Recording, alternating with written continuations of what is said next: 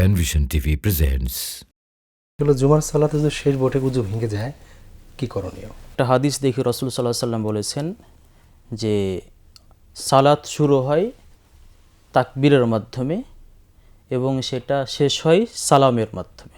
জি, তাহলিলুহা আত-তাসলিম। হাদিস অর্থাৎ তাহলিল অর্থাৎ দুনিয়ার যাবতীয় কাজ হালাল হয়ে যায়, অর্থাৎ যে কোনো কাজ করতে পারে যখন সে সালাম ফিরায়।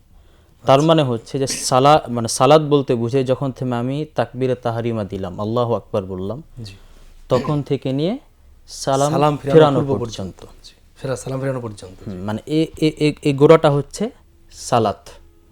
তো যদি এই সালাম ফেরানোর আগেই যদি কারো উযু ভেঙে যায় যে কোনো কারণবশত, তবে ওই সালাতটা বাতিল হয়ে যাবে। তো যেহেতু এখানে জুমার সালাতের কথা বলা হচ্ছে, তো যেহেতু জুমার সালাতে মানে যেহেতু বললাম যার যেহেতু উযু করার পরে হয়তো শামিল হতে পারবে না সালাতে, শেষ বৈঠক মানে শেষ বৈঠক বৈঠক একটাই শেষের দিকে। যদি কারো পক্ষে সম্ভব হয় যে উযু ভেঙে গেল, এরপর আবার নতুন করে উযু করে আবার যদি শামিল হতে পারে তবে ভালো, আলহামদুলিল্লাহ।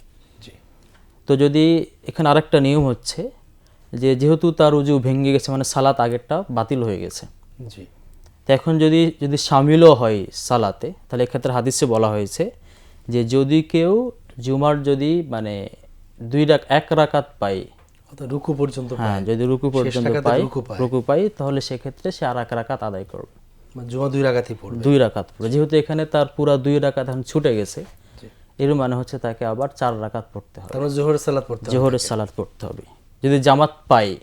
আর জামাত না পেলে তখন আবার সে জোহরের নিয়াত করে 4 রাকাত নামাজ আদায় করে ফেলবে।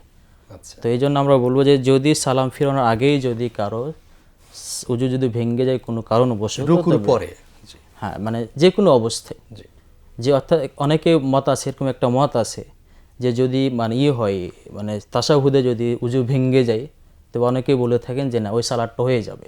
এটা মত প্রচলিত এটা আছে, একটা মত আছে।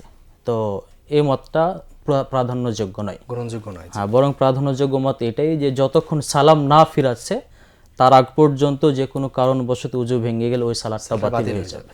এই জন্য এই সালাতটা বাতিল হয়ে যাবে, তাকে আবার পুনরায় আদায় করতে হবে। নতুন করে আদায় করতে হবে।